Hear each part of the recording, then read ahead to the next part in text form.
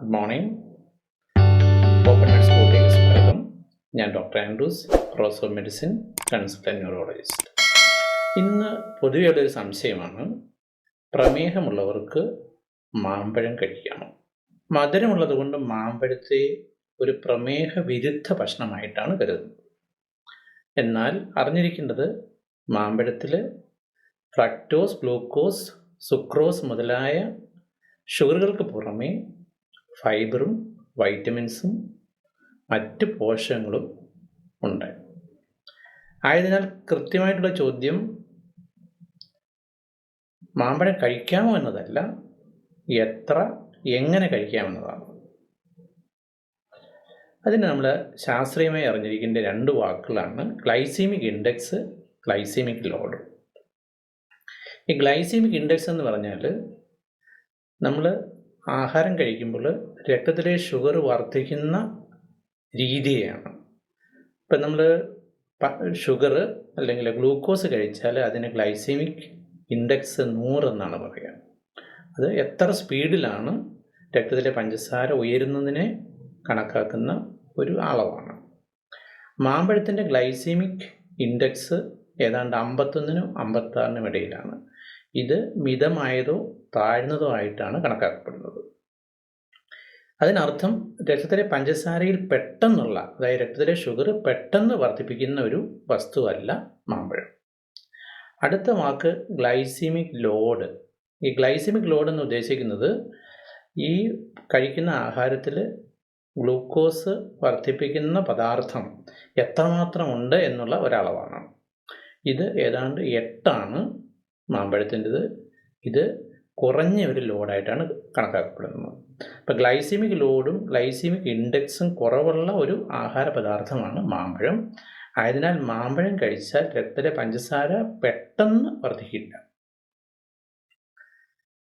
അതിനാൽ നിയന്ത്രണത്തിലുള്ള പ്രമേഹമുള്ളവർക്ക് ചെറിയ അളവിൽ മാമ്പഴം കഴിക്കുന്നത് വളരെ സുരക്ഷിതമാണ്.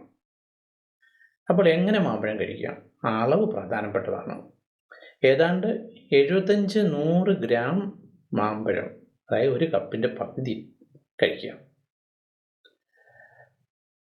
ഇനി എങ്ങനെ കഴിക്കാം? മാമ്പഴം മറ്റ് വസ്തുക്കളോടൊപ്പം തൈര്, നട്ട്സ്, ബദാം മുതലായവയോടൊപ്പം കഴിച്ചാൽ രക്തത്തിലെ ഷുഗറിൻ്റെ ഏറ്റക്കുറച്ചിലിനെ, അതായത് അത് വർദ്ധിക്കുന്നതിനെ ഒരു പരിധിവരെ നിയന്ത്രിക്കും. ജ്യൂസ് ഒഴിവാക്കുക.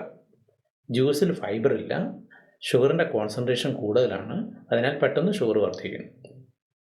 ഇങ്ങനെയൊക്കെ ആണെങ്കിലും ശരീരത്തിൻ്റെ പ്രതികരണം നോക്കുന്നത് നല്ലതാണ്. മാമ്പഴം കഴിച്ചതിന് ശേഷം 1-2 മണിക്കൂറിന് ശേഷം ഷുഗർ ഒന്ന് ടെസ്റ്റ് ചെയ്ത് നോക്കിയാൽ ഓരോരുത്തർക്കും അവരുടെ ശരീരം എങ്ങനെയാണ് മാമ്പഴത്തോട് പ്രതികരിക്കുന്നതെന്ന് കണ്ടെത്താൻ സാധിക്കും. ഇനി ഡയബറ്റിക് അസോസിയേഷൻ അമേരിക്ക പറയുന്നത് ഏത് ഫലങ്ങളും മിതമായി കഴിക്കാമെന്നാണ്. ഒരു ഫ്രൂട്ട്സും നിഷിദ്ധമല്ല, ഏതും കഴിക്കാം, പക്ഷേ അളവാണ് പ്രധാനം. ഇനി പുതിയ ഗവേഷണങ്ങൾ എന്താണ് പറയുന്നത്? 2022 ഒരു ഗവേഷണം അനുസരിച്ച് മാമ്പഴത്തിലുള്ള പോളിഫിനോൾസ് നെഞ്ചരിച്ചിൽ കുറയ്ക്കാനും ബ്ലഡ് ഷുഗറിൽ നിയന്ത്രണം വരുത്തുന്നതിനും സഹായിക്കുന്നുവെന്ന് കാണിച്ചിട്ടുണ്ട്. അതോടൊപ്പം തന്നെ വേറൊരു പഠനത്തിൽ ദിവസേന 1/2 കപ്പ്, അതായത് 100 ഗ്രാം അടുത്ത് മാമ്പഴം കഴിക്കുന്നവർക്ക് ബ്ലഡ് ഷുഗർ കുറയുന്നതായിട്ടും വയറിൻ്റെ ചുറ്റളവ് കുറയുന്നതായിട്ടും കണ്ടെത്തിയിട്ടുണ്ട്. ആയതിനാൽ മാമ്പഴം ശരിയായ രീതിയിൽ കഴിച്ചാൽ പ്രയോജനമുണ്ടാകും. പ്രമേഹമുള്ളവർക്ക് മാമ്പഴം കഴിക്കാം, പക്ഷേ അത് മിതമായ അളവിലായിരിക്കണം. ശരിയായ ജോഡിയോടൊപ്പം, അതായത് മാമ്പഴത്തോടൊപ്പം നട്ട്സ്, തൈര് മുതലായവ മിക്സ് ചെയ്ത് കഴിക്കുന്നത് നല്ലതാണ്. എന്നിരുന്നാലും പ്രമേഹം കൃത്യമായ നിയന്ത്രണത്തിലാണോ എന്ന് നിരീക്ഷിക്കേണ്ട ആവശ്യമാണ്. ഇന്നത്തെ വിഷയം പ്രമേഹ രോഗികൾക്ക് മാമ്പഴം എങ്ങനെ കഴിക്കാം എന്നതായിരുന്നു. ഇത് നിങ്ങൾക്ക് പ്രയോജനപ്പെട്ടു എന്ന് കരുതുന്നു.